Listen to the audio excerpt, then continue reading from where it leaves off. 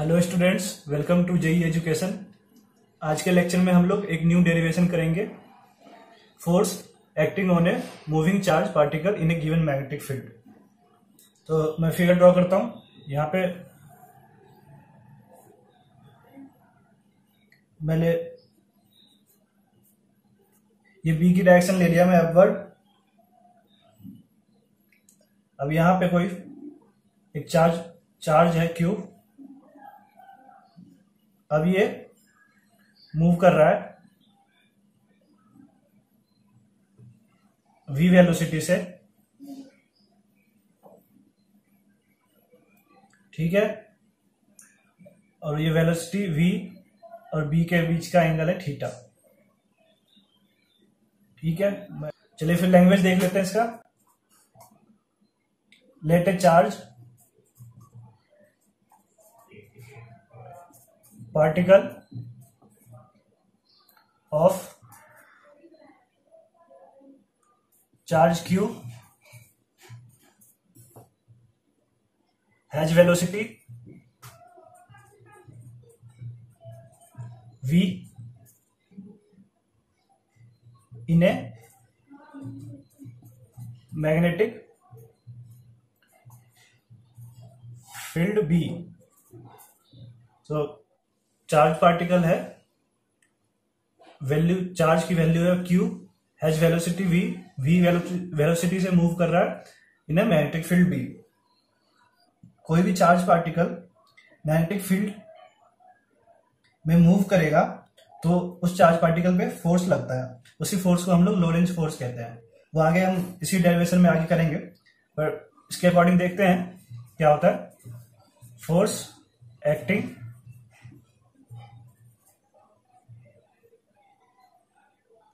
On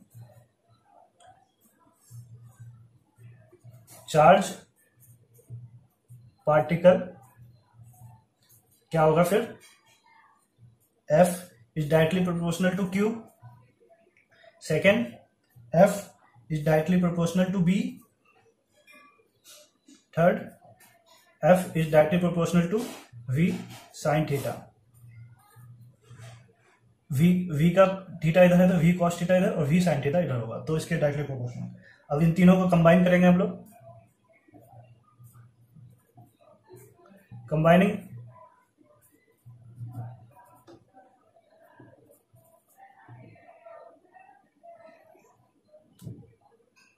combine all three equations,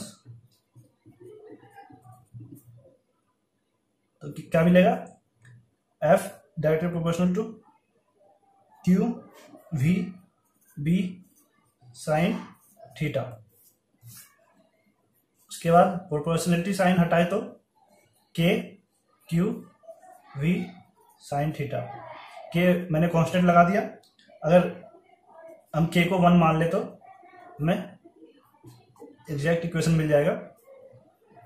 F equal to Q V B sine theta. ये हम लोग का force लगेगा चार्ज पार्टिकल पर, ठीक है। इसी को हम लोग वेक्टर फॉर्म में लिखे तो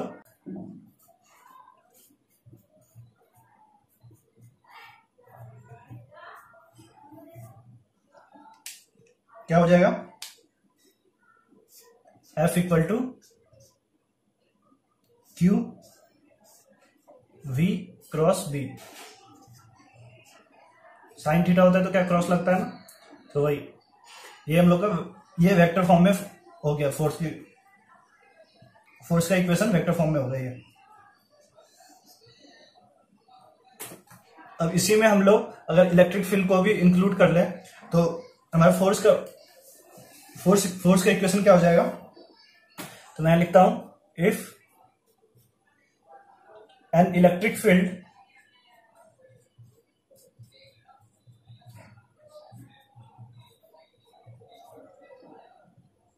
is combined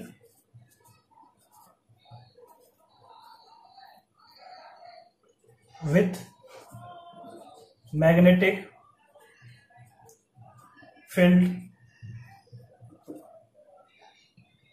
then force on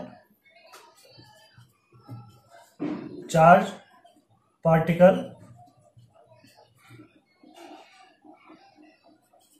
due to electric field is. तो हम लोग जानते हैं इलेक्ट्रिक फील्ड में फोर्स क्या होता है, F equal to Q E.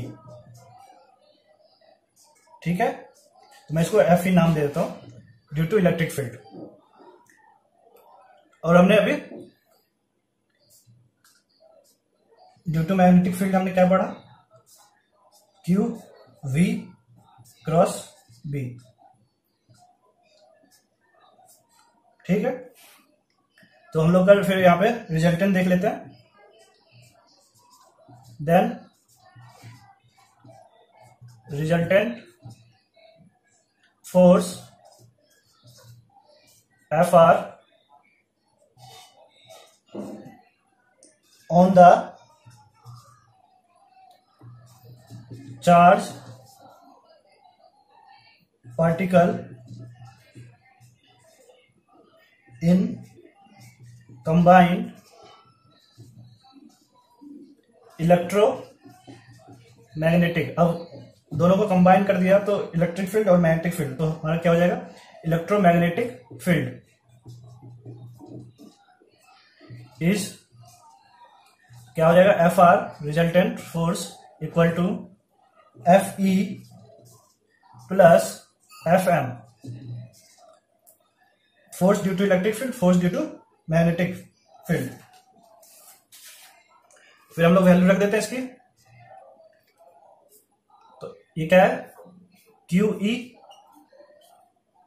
F M क्या है, क्यू वी क्रॉस बी। ये हमारा क्या हो गया, एफ आर रिजल्टेंट। इसी इक्वेशन को हम लोग क्या बोलते हैं, लोरेंज फोर्स। ठीक है, इन दोनों के कंबाइंड इक्वेशन को सम करके हम इसको करते हैं लोरेंज फोर्स। चलिए लोरेंज फोर्स की डेफिनेशन देख लेते हैं, फिर हम लोग इसकी डायरेक्शन देखेंगे, डायरेक्शन क्या होती है। When a charged particle moves in a space where electric as well as magnetic field both are present, then force acting on it will be a Lorentz force। तो लॉरेंज फोर्स की definition ये हुई, जब electric और magnetic field दोनों present होंगे और वहां पे जब चार्ज पार्टिकल मूव करेगा तो उस चार्ज पार्टिकल पे जो फोर्स लगता है उसी को हम लोग क्या कहते हैं, लॉरेंज फोर्स।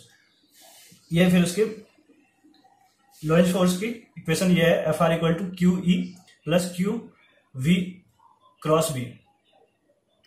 अब हम लोगों ने इसकी मैग्नीट्यूड तो देख ली, अब इस चार्ज पार्टिकल पे फोर्स किस साइड लगेगा, कैसे डायरेक्शन क्या होगी, वो हम लोग अभी देखते हैं। तो उसके लिए मैं लिखा हूं यहाँ पे डायरेक्शन ऑफ फोर्स।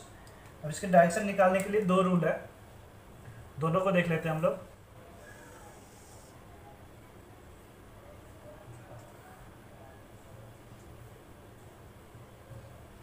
तो फर्स्ट रूल है जो मैं आपको करा चुका हूं,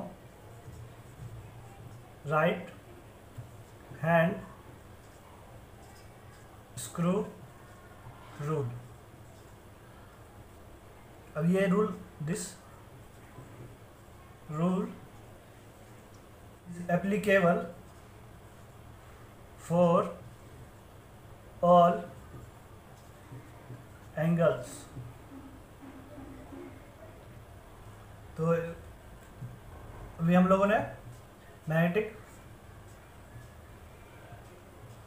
मैग्नेटिक फोर्स का क्या देखा था, V क्रॉस B, ये था ना, और VV Q VB sine theta.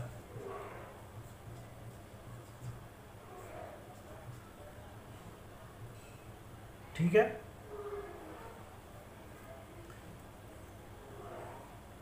तो क्रॉस से ये क्या था, इसको मैं आपको इस रूल को आप बायोट-सैवर्ट्स लॉ में भी देखा था हमने। तो क्या है, F M equal to Q V cross B. ये हमारा वी क्रॉस बी, तो फर्स्ट वेक्टर क्या है, वी, सेकंड वेक्टर है बी। तो हम वी से बी की तरफ जाएंगे, तो वी से आप बी की तरफ जाइए, right hand screw rule, V पे आप पूरा पाम रखिए और बी की ओर जाइए। तो हमारा जो थंब है वो हमें फोर्स की डायरेक्शन देगा। तो ये थंब हमारा क्या अपवर्ड जा रहा है, वी से बी की ओर जा रहे हैं, तो डायरेक्शन क्या हो जाएगा, परपेंडिकुलर अपवर्ड। हमने डायरेक्शन देख लिया मैग्नेटिक फोर्स का।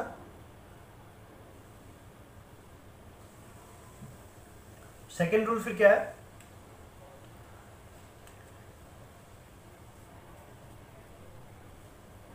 फ्लेमिंग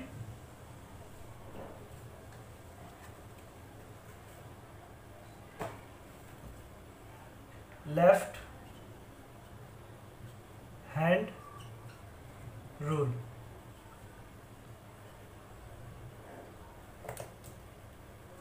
तो इसमें क्या होता है, फर्स्ट फिंगर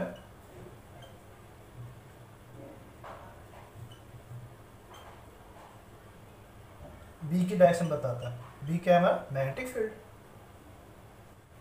सेंट्रल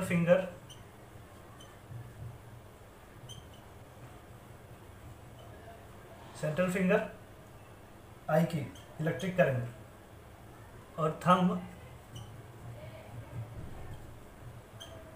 फोर्स की। ठीक है, हमारा क्या है, फ्लेमिंगो लेफ्ट हैंड रूल। अब इसके लिए एक कंडीशन है कि it is applicable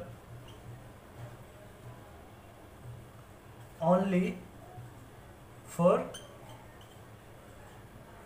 90 degree angles. मतलब ये तीनों हमारे 90 डिग्री पे प्लेस होने चाहिए, तभी हम लोग ये वाला लगा सकते हैं फ्लेमिंगो लेफ्ट हैंड रूल। इसको हम लोग शॉर्ट फॉर्म में देखिए FBI भी कह सकते हैं। अब मैं लेफ्ट हैंड का यूज करूंगा, तो थंब क्या है हमारा, फोर्स F, ये क्या है हमारा मैग्नेटिक फील्ड B, और ये क्या है I। तो हम लोग क्या करेंगे, FBI शॉर्ट फॉर्म हो गया ना, याद भी रहेगा FBI। तो मैंने क्या बोला, इसमें 90 डिग्री एंगल पे ही लगेगा ये। तो हमारा फॉर्मूला क्या है, FM equal to Q V B sine theta. सबसे पहले यहाँ फिगर से देखें तो B अपवर्ड है हमारा, V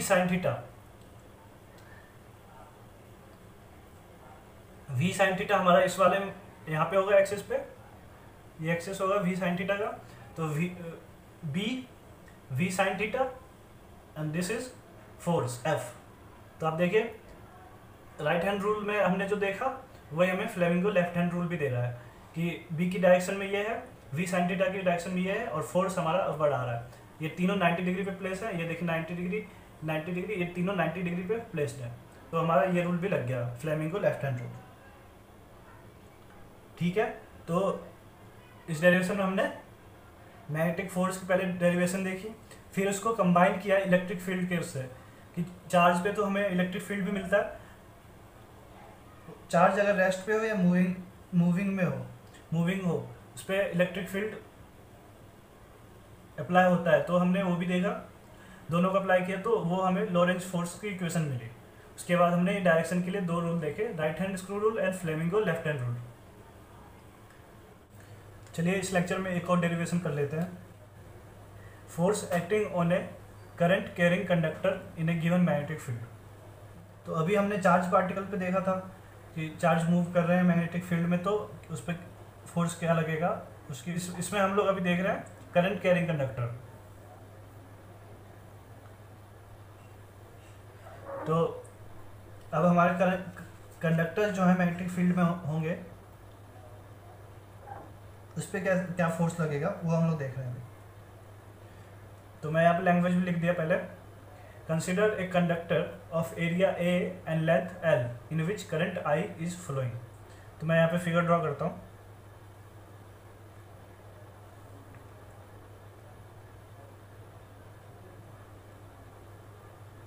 मैं कंडक्टर ले रहा हूँ,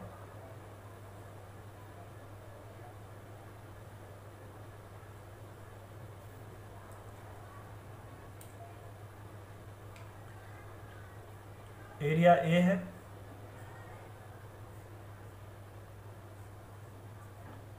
लेंथ एल,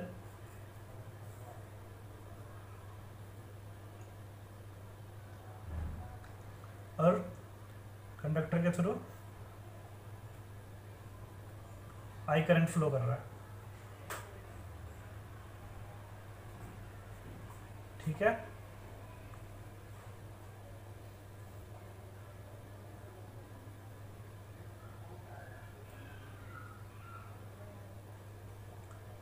ये हमने देख लिया।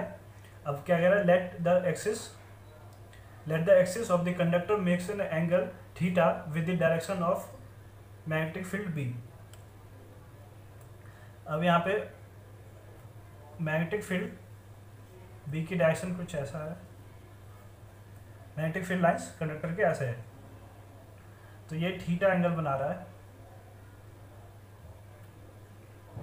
ठीक है, तो मैं लिख देता हूँ थीटा क्या है एक्चुअली में।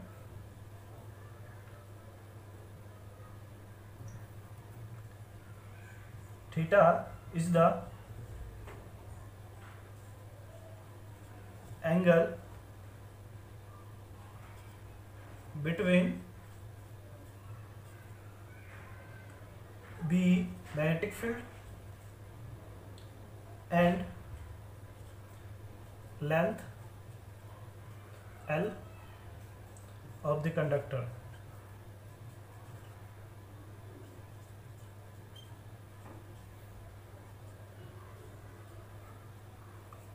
तो थीटा क्या है, बस B और L के बीच का एंगल, L ये हमारा लेंथ है, तो इन दोनों के बीच का एंगल है। अब आगे देखते हैं हम लोग, late N be the number of electrons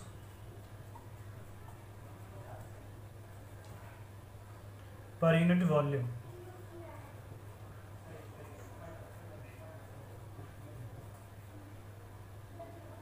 हमने क्या माना है, n को, स्मॉल n को number of electrons per unit volume.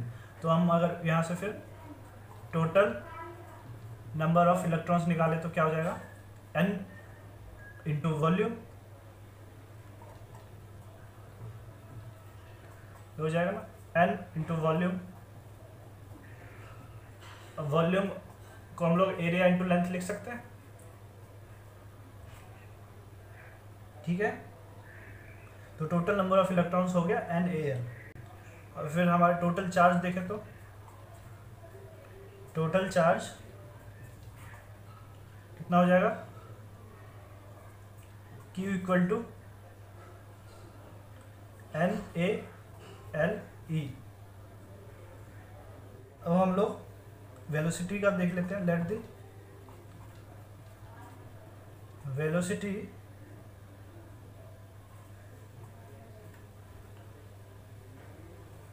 of all the electrons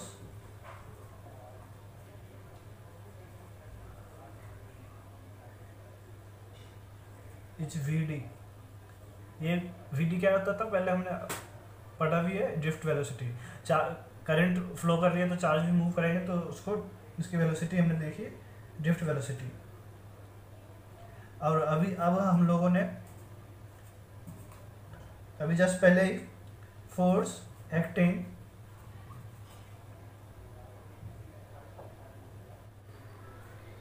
on current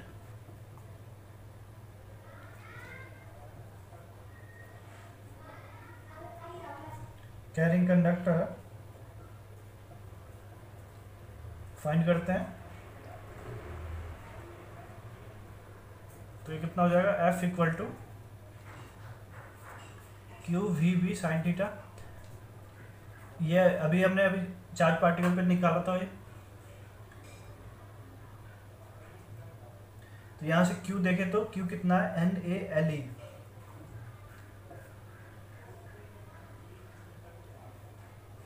velocity क्या है, Vd और साइन थीटा। यहां से NaE वी डी को मैं एक साथ रख रहा हूँ, एल बी साइन थीटा, ये फोर्स हो गया।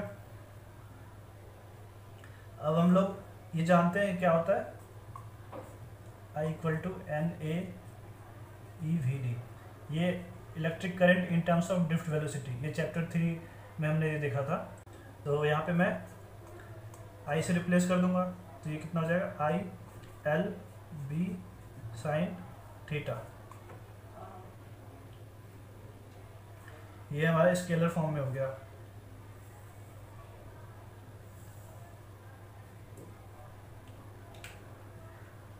इसी को वेक्टर फॉर्म में देखें तो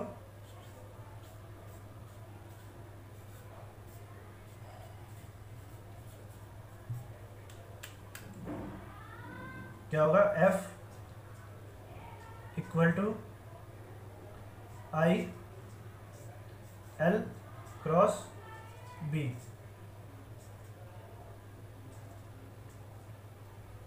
ये वेक्टर फॉर्म हो गया। तो अभी हमने ये फोर्स की इक्वेशन ड्राइव करी, ये स्केलर फॉर्म है, F equal to I L B sine theta, और ये वेक्टर फॉर्म है, F equal to I L cross B. अभी हमने मैग्नीट्यूड तो देख लिया, अब डायरेक्शन पे आते हैं।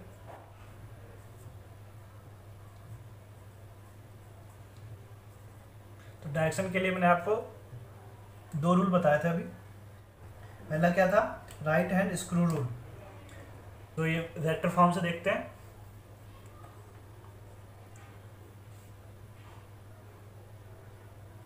तो क्या है, फर्स्ट वेक्टर हमारा क्या है, एल, और दूसरे में क्या है, बी। तो हम एल से बी की ओर जाएंगे। एल हमारा इस राइट हैंड, इसके लिए राइट हैंड स्क्रू रूल है, तो एल की साइड पाम रखा और बी की ओर गया, और हमारा थंब इस डायरेक्शन में अपवर्ड है, तो ये डायरेक्शन क्या हो जाएगा, परपेंडिकुलर अपवर्ड। और दूसरा रूल अभी हमने फ्लेमिंगो लेफ्ट हैंड रूल देखा था। उसके लिए मैं इसमें स्केलर फॉर्म पे आता हूं। क्या है हमारा, एफ बी आई, तीनों 90 डिग्री पे हैं, तो फोर्स देगा, फोर्स की डायरेक्शन देगा ये थंब। अब मैं क्या करता हूँ, बी साइन थीटा है, तो बी यहाँ पे आप देखें तो थीटा इस एक्सिस पे, तो इधर आ जाएगा बी कॉस थीटा, और इधर आएगा परपेंडिकुलर यहाँ पे B sine theta. Force B और आई के इधर फ्लो कर रहा है इस साइड, तो आई की डायरेक्शन में ये है, बी साइन थीटा की डायरेक्शन में ये है, तो हमें फोर्स हमें कैसे मिल रहा है, अपवर्ड मिल रहा है। तो फ्लेमिंगो लेफ्ट हैंड रूल से भी हमें फोर्स की डायरेक्शन मिल गई। ठीक है, अब इसके केस देख लेते हैं। केस 1,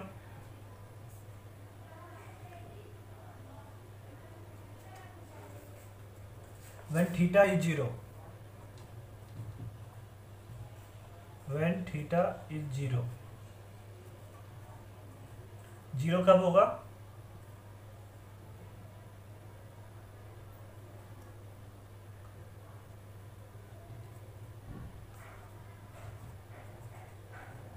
ये थीटा 0 कब होगा, जब when conductor is placed parallel to B, जब हमारा कंडक्टर मैग्नेटिक फील्ड के पैरेलल होगा, तो ये थीटा 0 होगा, कोई एंगल नहीं बनेगा। तो थीटा 0 अगर हम पुट करें इसमें, तो F equal to I L B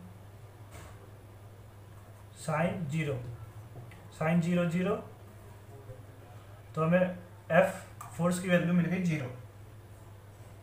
तो ये मिनिमम हो गया, F मिनिमम मिल गया हमें केस सेकंड देखें तो